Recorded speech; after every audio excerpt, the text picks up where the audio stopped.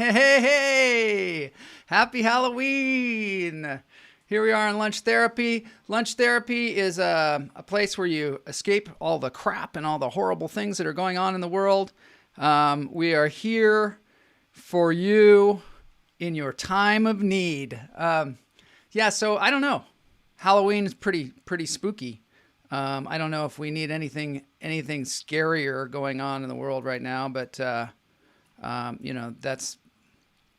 it's there for you. So tomorrow's Halloween.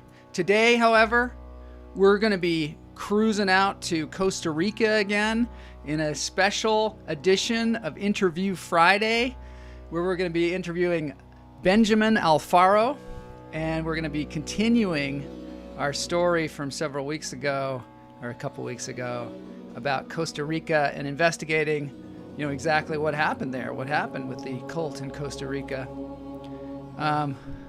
Don't hold your breath. Looking forward to comedy today, fingers crossed. Don't hold your breath. It's going to be Kamala Lopez is here with me interviewing Benjamin Alfaro. We're going to have a blast. This is the first time I've had 3 people on the show at once, so that could be fun. That could be super fun. It's good to see Jane here. Didn't know you did this every day. Wow, you amaze me, Joel. Jane, thank you so much for the compliment, and I'm glad that you're here because it's a special day. On Fridays, we do Interview Friday, and we're going to get to it any second. But first, we breathe. And today is special because we're going to breathe with Benjamin Alfaro, and I'm going to have him lead the breathing. And go ahead and chat and comment as the interview goes along. There's going to be some stuff going on. And at the end of the show, if that's not enough, I'm going to have another song from Michael J. Gonzales, who is this amazing actor and singer. And he is going to be covering a great song at the end of the show. And we'll dance, because that's what we do on this show. We dance, we breathe, we have fun, we look at pumpkins. There is something that I got to get into a little bit here with the pumpkins. I'm in the lab now. We haven't started the show. Show has not started. But I just wanted to finish off on the pumpkins because we've been investigating pumpkins and how animals love pumpkins. And I was thinking like, hey, maybe our cats, maybe our dogs, maybe our home animals love pumpkins as well. There's going to be a threesome today for sure. So let me just get into this one quick test that was done by Mulva and Gnell, watchers of our show, to see if their animals like pumpkins. So the ghost hanging out. And myself. Eat a pumpkin, it says behind me. I don't know why it's behind me, but it says it. And, all right. So, this is Kid. He's a dog, obviously. And he has himself a giant pumpkin. Careful, Cam, you're on probation for the cunning linguist comment. Let's see if he really gets excited about the pumpkin like the cats did yesterday. I don't know. Doesn't seem like it's happening. He doesn't seem as enthused as the cats were yesterday. It was like catnip. So that's not working. Let's see if a domesticated cat likes pumpkins.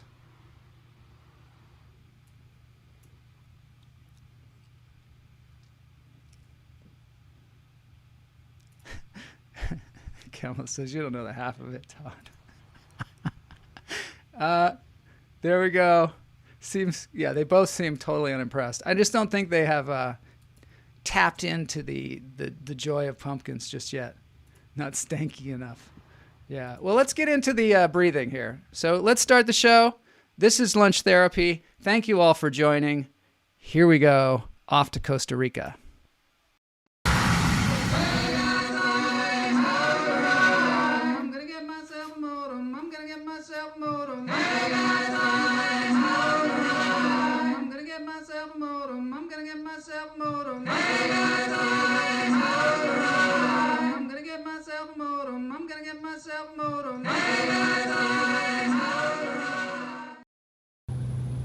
All right, so here we are. It's me, Benjamin Alfaro, Kamala Lopez, and we are here for Interview Friday. This is the first time I've brought two people on the show, so this is going to be super fun. We brought Benjamin here because Benjamin is like a brother to us, and he is also our spiritual guide for the world. We have been many places in the world with him, but also we have been places because he has told us to go there. And one of the places was Costa Rica, which we began speaking about 2 weeks ago. So thank you for being here, Benjamin. You're welcome. Thank you for having me. All right, it's great to see you. Benjamin, we need you to tell us about your experience in Pachamama, because we were telling everybody about our experience and we had a wacky experience. Yeah, we're going to get to that though. No, we're going to get to that. We have to breathe. It's breathing time. So on the show, we take 3 deep breaths at the beginning of the show, as Benjamin knows. And Benjamin, if you could lead us through at least 3 breaths and whatever else you want to lead us through, because one of the goals of this particular segment of the show is to get us to chill out a little bit and relax. Relax. Yeah, to relax. To relax. That's okay, right. so we'll do that, and anyone can breathe, of course, otherwise we would be dead by now. But the difference is to be breathing, in my opinion, consciously. Consciously.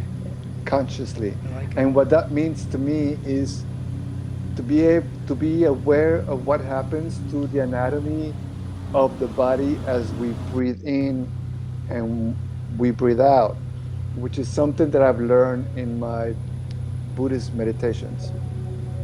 And that conscious acknowledgement of what happens to the lungs when they expand and they contract makes a great difference in even 3 breaths, okay? So, and one thing that was taught to me by a Buddhist monk is that, the goal of breathing in a meditation practice is to somehow disconnect and not let the mind take over and then run you, without any control, right? And so the key here is you can close your eyes and focus as you breathe in, you breathe out, you focus in this area of the face on the tip of your nose. And you observe when the air goes in and when the air goes out. Okay, so I'm going to close my eyes and I'm going to take deep breaths. Okay. And just focus on the in and out on the nose tips. Okay. So breath number 1.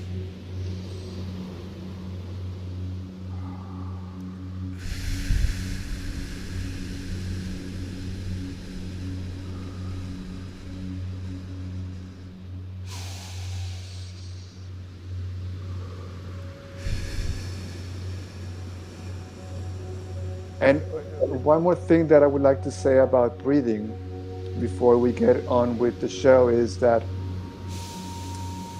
just like when we are first born, the very first thing that we do is take a breath.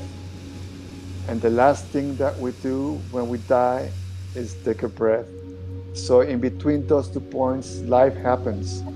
So we have the opportunity to acknowledge breathing as we go through our daily life.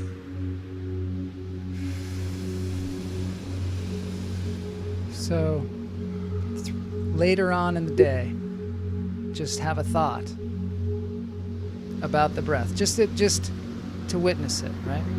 Just to witness the breath. And exactly, and let the breath be like the anchor, like if we were a vessel on the ocean or a ship on the ocean, and we're going through turbulent times right now, all humanity. So the breath is like the anchor to keep us in balance and harmony, stable and grounded. So whether you're jogging or riding or doing dishes or going to the toilet or doing the most mundane things, just make an effort to come back to the breath, and that will give you some stability, in my opinion, some consciousness. I like it. For me, it's the first time I ever closed my eyes for any length of time during the show. And I felt like I'm letting go. Hope I don't fall over. So this is great. This is great. I feel better already. So here we are on interview. This is traditionally Interview Friday. So this is kind of a group interview of Benjamin Alfaro. Kamala and I are going to tell some stories as well, but we're also mainly interviewing Benjamin, finding out about his crazy stories and his journeys on the earth. And let's get into it. Get ready for Interview Friday / Crazy Stories.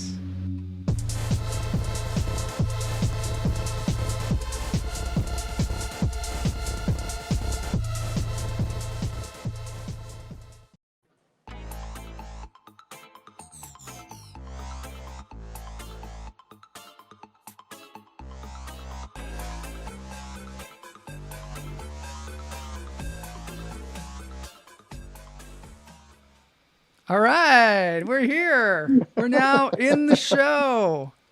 This is great. This is in the Crazy Story interview segment of the show. And Benjamin's there right front and center. So Benjamin, you're Yes. a world traveler. You've been traveling the world for, I don't know, decades? Decades? Actually, 2 decades, 2 20 years. decades. Can you tell us Yes. what set you off on that journey around the world? Yes. I decided to stop spending time with my family for Christmas. Lovely. Because I would always help my mom to cook and clean. And so we have a big family, and there would always be those of my siblings who would just come, have dinner, open the gifts, and go. And so they wouldn't help. So I said, screw that. And so I only get 2 weeks vacation a year, so I'm going to go and travel. Wow. And it literally happened after 9/11, when, New York and America and the world were just devastated by what happened. And so it was like a metaphor for me. Those towers for me crumbled down. Things were happening in my life that I really did not want to be around anyone that I knew at the time. So I decided to spend that first Christmas on my own at a Chinese restaurant in LA, having noodle soup. And that was it. And the next year I went to Argentina and Ecuador, and then Wow. 2 decades later, here we are. So Wow. So and it was great. But somewhere between then and now, that 2 weeks of vacation turned into 52 weeks of your time as your own. Exactly. So how And did that part happen? Well, I continued to travel for those 2 weeks, because that's what was allowed. And then I had a really successful corporate life in advertising. And come 2004, I was on my way to India for my first time in Asia ever in my life. And I was practicing yoga intensively also. So I went on a yoga retreat thinking it was going to be all shanti, but 6 days into that retreat during the Christmas holidays, I survived the tsunami. And wait, tell us about that. Yeah, Back up. that's a crazy story. That's your crazy story. That Tell is us. a crazy story. Tell us about that. Tell well, us I was like good Americans, well, good Westerners.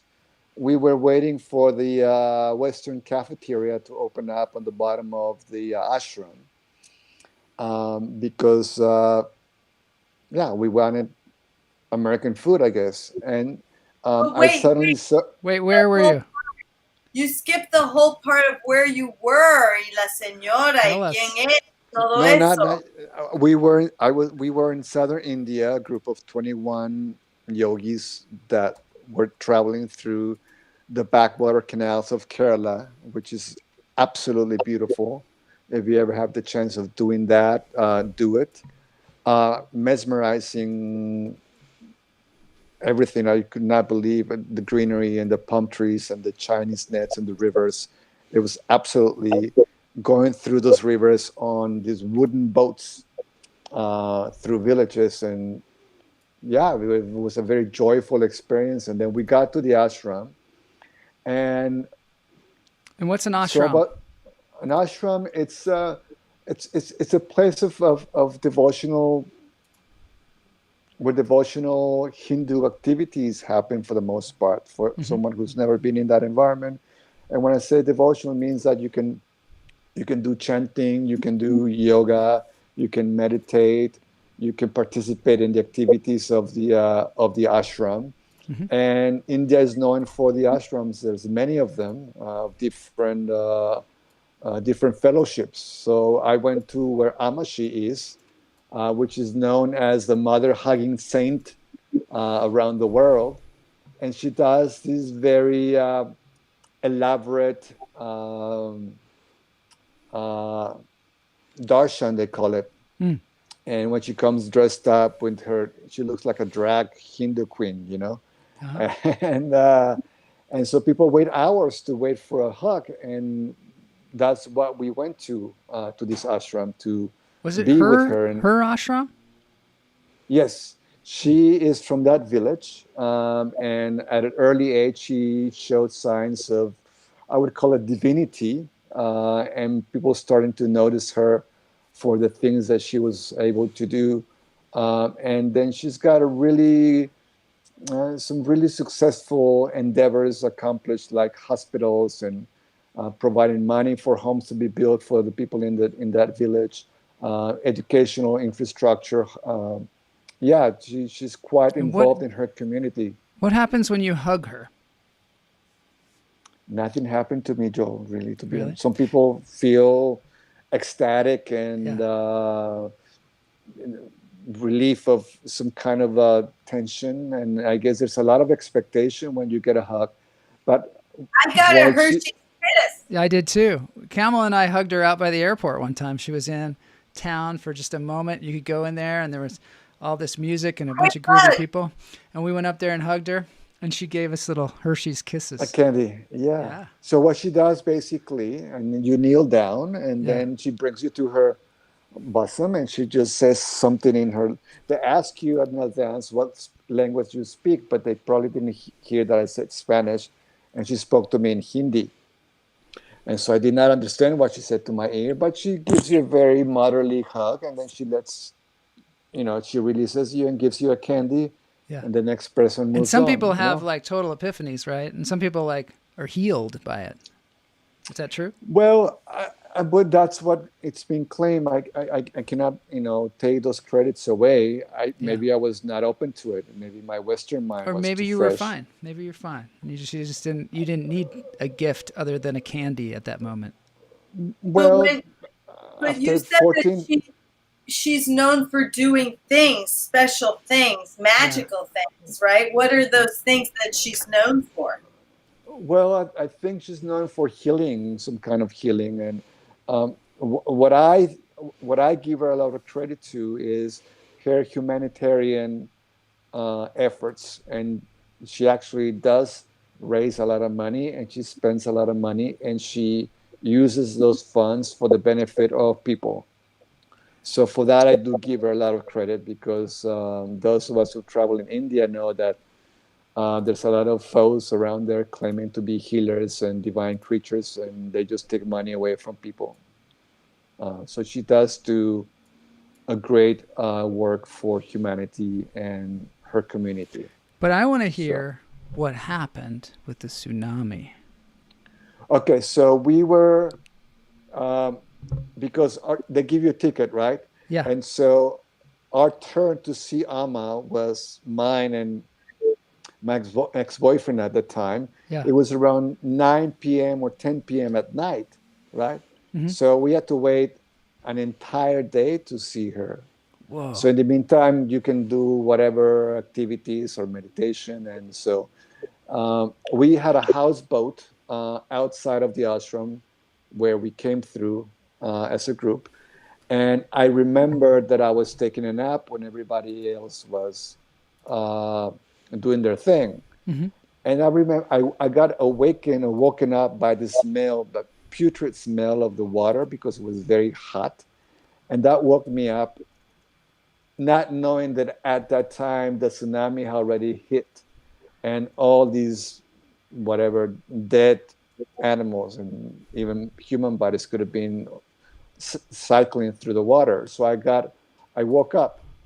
And when I woke up, I went to join the group.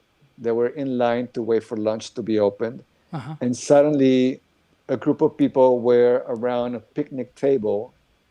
They stood on top of the table to see what was happening. And I Uh-huh. did the same thing. Uh-huh. When I got on top of the table, I saw these, I don't know, maybe like a 3-4 meter level muddy water rushing into and through the ashram. And at that time, Whoa. we just broke screaming and running, and there were probably around 10,000-12,000 people at the ashram on that day. 10, 12,000 people? Yes. Whoa. And so my instinct was to run, as well as my ex-boyfriends and many other people. Yeah. And we made it to the rooftop of a building. And then many people did that, and we didn't know what was going on. And I called home. I had a cell phone with me, and I knew that my mom would be watching television, and so I didn't want her to be scared. And Oh my God. I Yeah. wanted to let her know that I was alive. And so we had to wait about 5 or 6 hours for the water to subside. But what I remember is that Amashi took off her spiritual robe Uh-huh. and turned into a human being, and she completely orchestrated the entire operation. Really? There were buildings with thousands of people that needed to be evacuated, and she was down on the ground working it out and telling people what to do, which building to evacuate.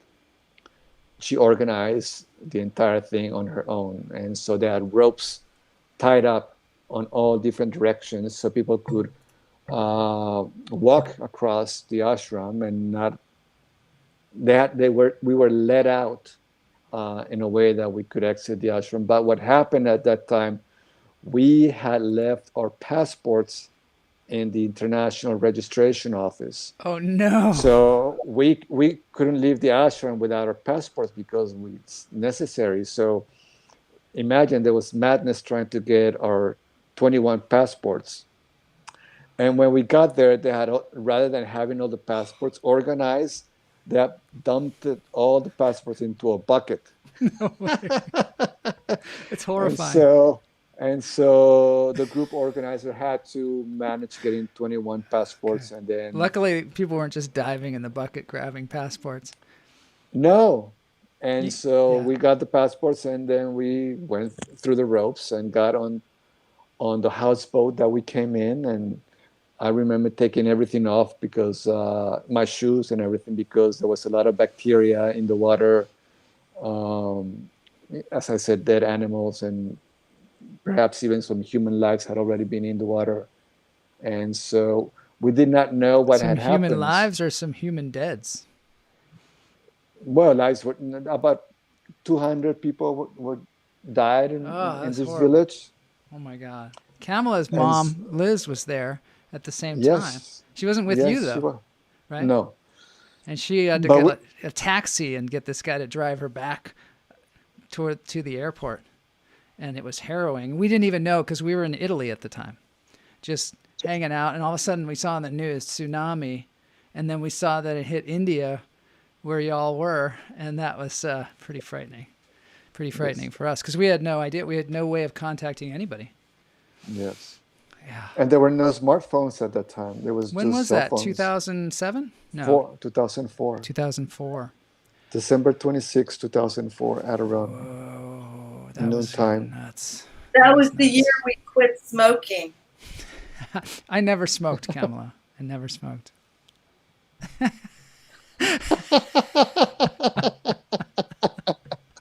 I don't recall that at all. I wouldn't do that. Smoke cigarettes? Come on now. Well, anyway, so then, okay, so should we talk about Pachamama? Okay, so back to Costa Rica. 2 weeks ago, we were talking about Costa Rica. We, explained the harrowing experience that we had in the cult of Pachamama. And Benjamin, you recommended that to us. Yes. What was your experience like there? I had a fantastic experience. Pachamama was founded by a handful of Osho sannyasins after Osho died.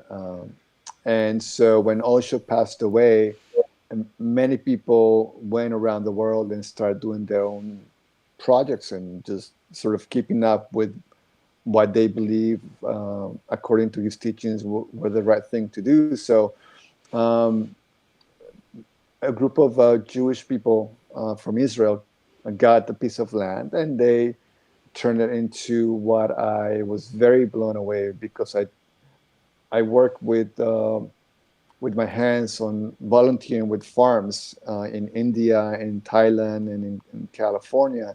So I understand what it takes to build an infrastructure where you can have a community level of life with families and children. And I was really interested in, and I still am, in continuing working on myself. And so friends recommended going to Pachamama, which at that time had already been active for 11, 12 years. And I went for a month of retreats. And this month of retreats really helped me a lot personally to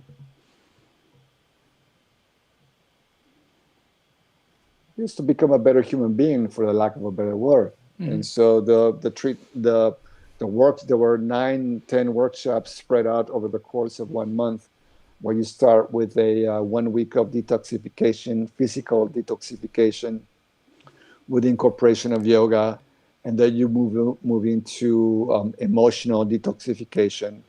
And then basically what they do over a period of time, in 1 month or 4 weeks of these activities, they move you into a space of silence. So we spend Christmas into the New Year in silence, everyone in the retreat. So at that time when I went there, everybody was supportive of the fact that they knew that they had a handful number of people going through this life cycle program, mm-hmm. as they know it. So yeah.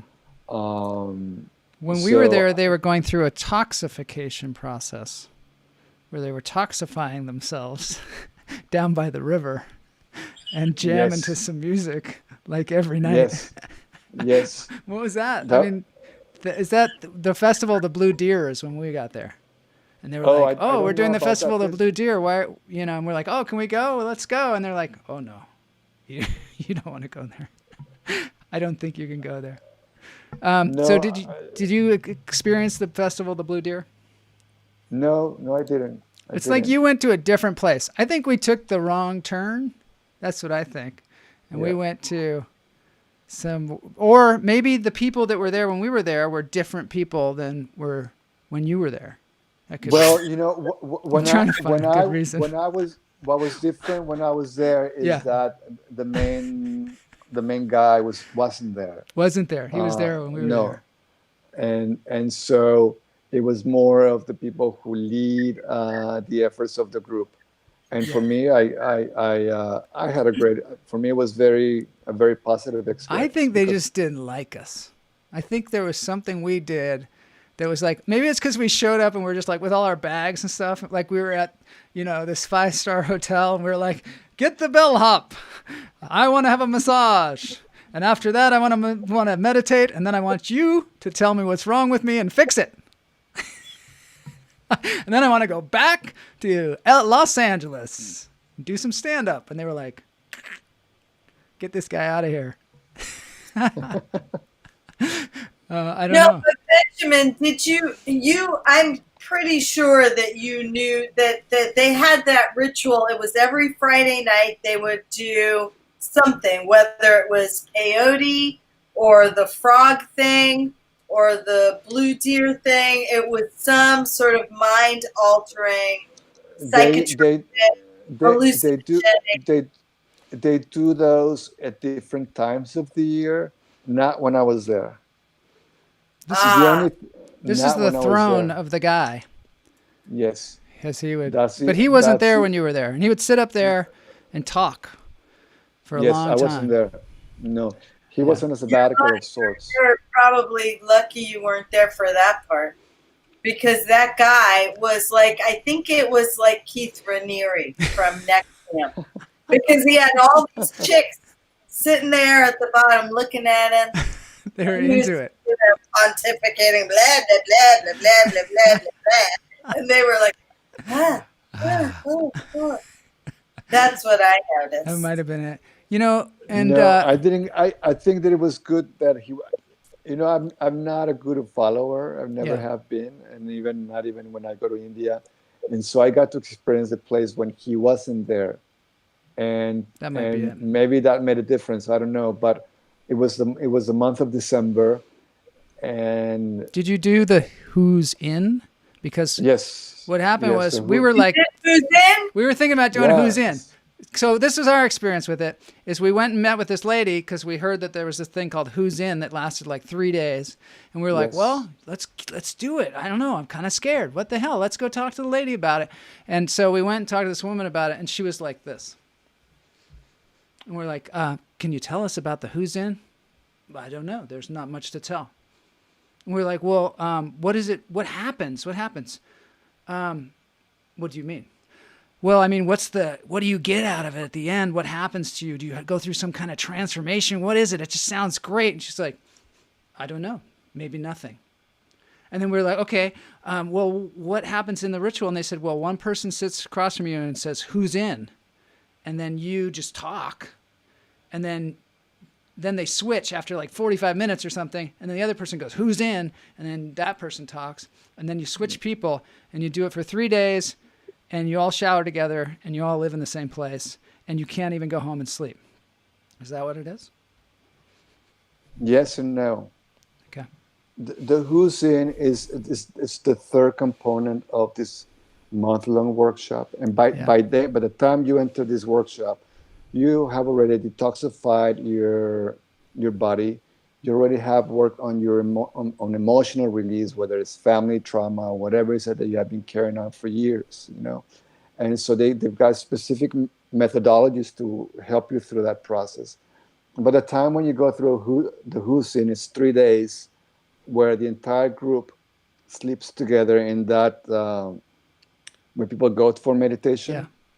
And so you bring your sleeping bag and, whatever you need. So you spend the entire time together. You sleep there together. And then throughout the day, what happens is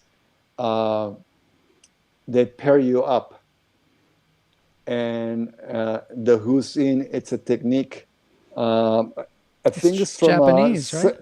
It's a Zen Buddhist technique. And the question of Who's In is a question that in Zen Buddhism, it's not meant for it to have an answer. Like the sound of one hand clapping? Exactly. Mm-hmm. And so you're not expecting, you're answering to the Who's In from a place of whatever you happen to be in that moment. If you're sad, you're allowed to cry. If you're happy, you're allowed to laugh. Whatever comes through naturally, understanding that you have spent already 3 weeks sort of working on yourself and cleaning yourself and practicing yoga and meditating and being exposed to nature. That's why they were like, I don't know about these people, because we hadn't gone through any kind of Right. detoxification. We hadn't done anything up until that point. We just showed up and we're like, hey, let's dive into the who's in. What are we gonna get? And they were like, this guy out. Well, wait a Proud. minute, because I was not interested as soon as it was 200 people sleeping in one place, all in the same, with two toilets It right sounded there. like a smelly picnic. And I just did not like that at all. Well, I can understand that. I can understand that, wanting to experience that. If I had just come fresh from California and not having been through 3 weeks of workshops in order to be able to be comfortable in that space. But it was one of my, because what happens is that you observe your mind, you observe your thoughts, you observe that internal dialogue, and oftentimes it's based on fear, fear-based, like judgments. Or I remember I had a girl in front of me in one of my turns who was trying to seduce me, and she was going like, showing her breast to me, and almost like a dance girl, and so my role was to hold my space and her space as well. So there was nothing that she would do that would take me off my center. And so when you're able to experience that, it's something that you can carry on with you anywhere, in the supermarket, and like now in difficult times, where we can easily be triggered by things that we get upset about or we're not quite happy with. And so that exercise was helping you flatten triggers? Was that the concept? No, the idea is to, like, depending on which role you're taking, if you're the one who asks the question, who's in, Joel, tell me, Joel, who's in? My dog just joined us. All right, we love animals on the show. What's your dog's name? Flor.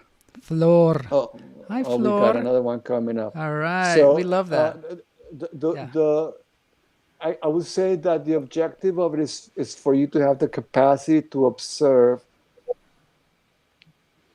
the role that the mind takes, and if you allow yourself to be taken away by it, to grasp onto the thought. And because oftentimes thoughts can get us upset or afraid, or many things can happen. So having already spent 3 weeks detoxifying the body and releasing emotions and working, doing yoga practices and meditation practices, it's a lot easier to observe sort of like the anatomy of the mind and not let it, not you be carried away by what the mind is saying and then become a victim of it. So what I'm saying for me, it and I think both of you will understand that concept. It is a practices that, in essence, is what yoga is all about. It's like a union of all of our components as human beings, body, mind, and spirit, in any given moment, to be present to that.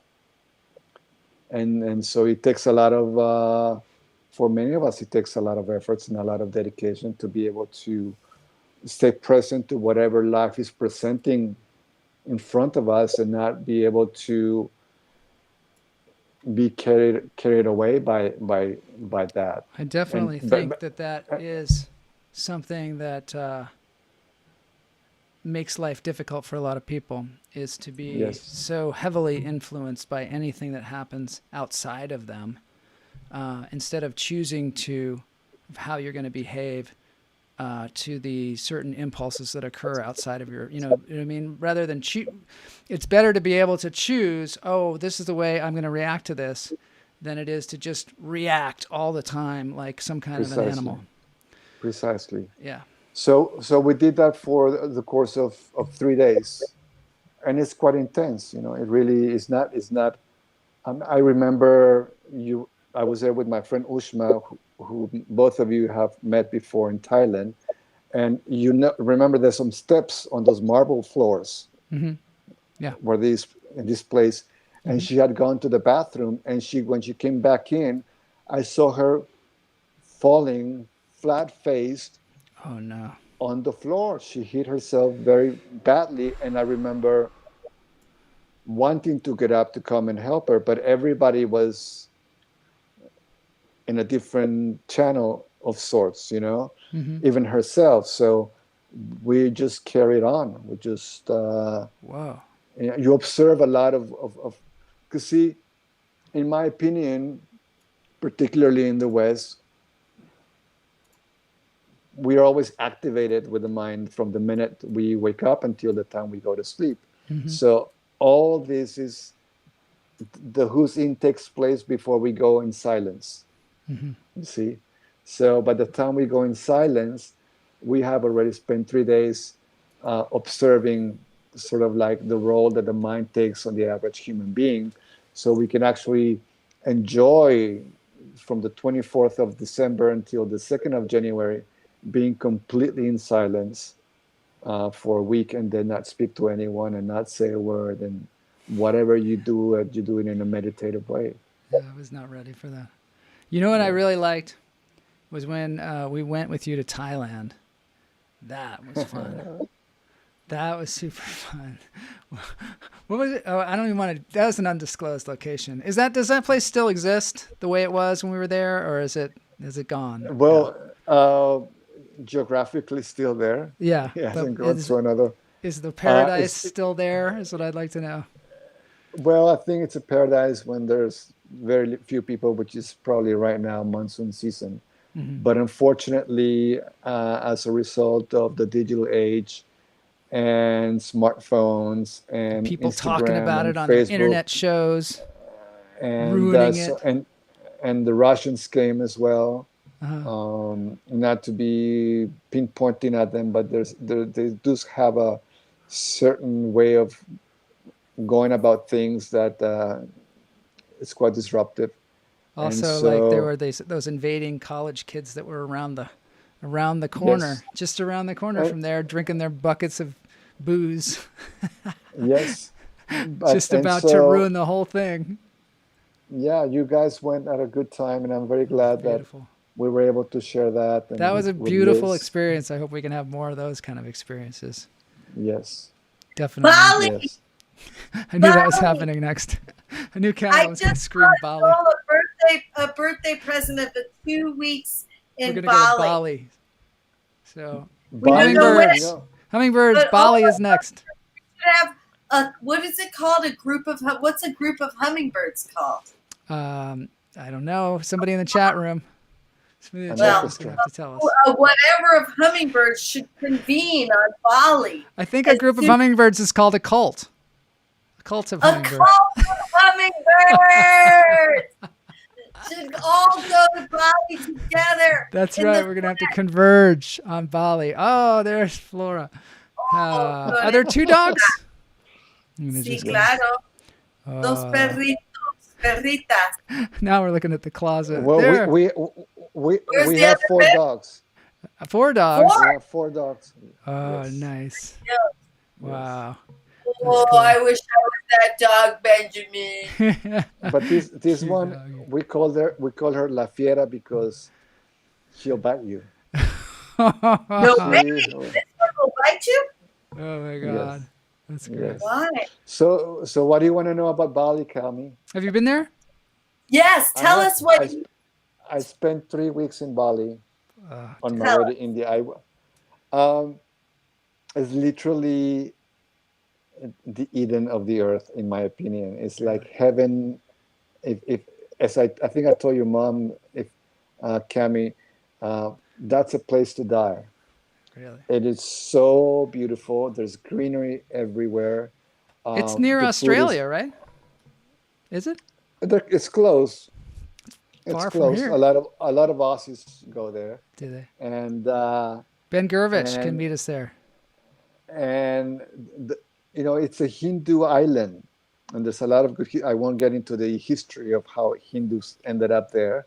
By day, the Dutch were defeated by this Hindu culture. They were not allowed. They were not allowed. They were afraid of them because they did these rituals and dances back whenever the Dutch wanted to come into the island, uh, and uh, and and yeah. So it's a Hindu island. Every day you see women and men doing their rituals and their ornaments and their prayers and the flowers, and it's just absolutely beautiful. The food is amazing for Oh, I don't every know. I'm kind not of going to listen wallet. to you anymore, though, because you told us the food was And going to be great at Pachamama, and they fed us cabbage soup. well, you gotta go But to make it. Thailand was the best food Thailand ever. food was was so good. Oh, That was excellent. so good. That was I'm great. No, but starving. the food is really beautiful, and Where's Boney? the only Boney thing says though that that too. you gotta drive your own scooter. Oh, you do? Oh, Uh-oh. no. Yes. Kamala, I don't know. She's not going to be It's a getting around. resort. This She's is not a going very anywhere. big resort. It's connected to the beach and all the shops. And, Tell us it's like, about the Gary, rabbits, George. Tell us about the rabbits. tell us more about Bali. Hey, I think we have Bali. to end the show pretty soon here because we're getting overtime. Okay, But Well, but I have tell to us. say that you gotta go and see it. It's if you like nature and if you like animals and you like being totally immersed in uh, and and and and that which we need to continue preserving, which is our planet. Go there and you have a fantastic time. You would totally dive into a whole level of experience, especially if you're doing yoga and meditation and any of these healing practices. Sounds they great. have that there. They have a good group of people doing that over there. Oh yeah, I'm yeah. There's a sure. huge, It's Bali, for God's sakes. following of all the best organic food and supplements, everything that you guys like. It's there, and most of it comes from Bali. Actually, things that we consume in other countries. Okay, everybody. So Hummingbirds, Bali. I don't know, yes, 2021, hopefully. yes, Yeah, Hopefully. we have 2020, maybe Christmas of 2021, because Yeah. Christmas in 2020 is not going to be very fun. yeah. I don't think With so. a little stopover in Thailand, I would say. Yeah. With a stopover in I Thailand to have all see. these pictures of Thailand that I have a picture of Benjamin. I'm going to show some Benjamin pictures here. Over him, in fact. There's Benjamin with a wacky hat. I don't even There. know where. Oh, look at That's that in, one. that's in That Thailand. That's in Thailand. that's in Yeah. Thailand. Yes, That was a crazy Make it place. bigger. Thailand with Oh, some red that's pants. that's me dancing. Is that Guy's Bar? was That's that Guy's guy's bar. bar? Guy's Bar was Okay, out in tell the us jungle. about Guy's bar. That was People so there, cool. Benjamin, people there were having a blue deer kind of experience There was too. some kind of blue deer stuff going on There there. was something going on. They were dancing at 12 in the middle of the day. They were Oh still my dancing. God, that's so great. Remember, That was a I crazy was like, place. what the hell? I went to bed at 11 at night, and they were dancing. And I got up, had breakfast, went swimming, came back, read a book, and then went out, and they're still there. Bonk, bonk, bonk, bonk, bonk, bonk, bonk, Bonk, bonk, bonk, bonk, bonk. bonk, That was crazy. bonk. Now I'm just throwing pictures all over the place here. These are some Let's Benjamin go. pictures. Is that Oh, Goa? remember that? Oh. Let's go. Remember traveling in the world? Remember the world? I miss traveling. That's my house in Goa that you guys didn't Is it? get to see. Oh, Yes. nice. So do you still have that house in Goa? No. There's some We clothes can't hanging. we can't go there anymore. We can't We go cannot- there anymore. Not to India at the moment. That's Ooh, Goa. that's beautiful. Where is that? Goa. Goa? That's one of the resorts that I was looking into for your 10-year anniversary. Um, they had these bungalows, luxury bungalows cool. by the beach. All right, kids, Where- we gotta move on to the dance break. Okay. This has been super fun. This is Benjamin Alfaro. He is We're gonna currently. dance now? Yeah, we're gonna dance. We're gonna be a little tiny in the corner because I can't figure out how to make us all over the screen. But we're gonna be in there dancing away. And I've got a very special thing here. Michael J. Gonzales, who is an actor and a singer, is singing this Henry Nilsson song. One is the loneliest number. Number one. Here we go. Number one. Going into Michael J. Gonzales. We'll be in the corner dancing away. And you can talk if you want. I probably will. Right, the dog's going to dance too. One is the loneliest number that you'll ever do.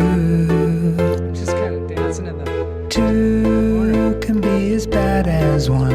It's the loneliest number since the number one.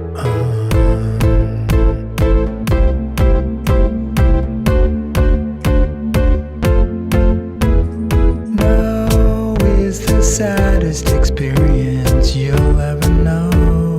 So Michael J. Gonzales has a YouTube channel where he does nothing but covers. And this is the first one he ever did. And this is the Harry Nilsson song One. It was also covered by Three Dog Night. One is the loneliest number worth ever sent to.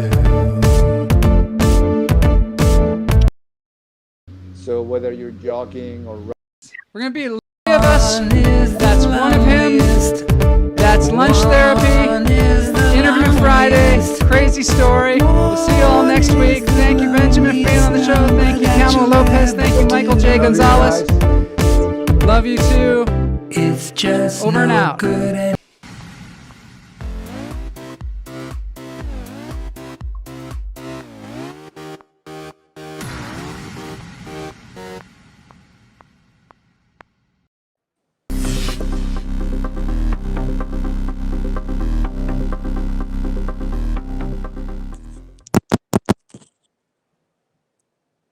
are you still there? I'm still here. I don't know where anybody else is. I'm gonna go do some Blue Deer.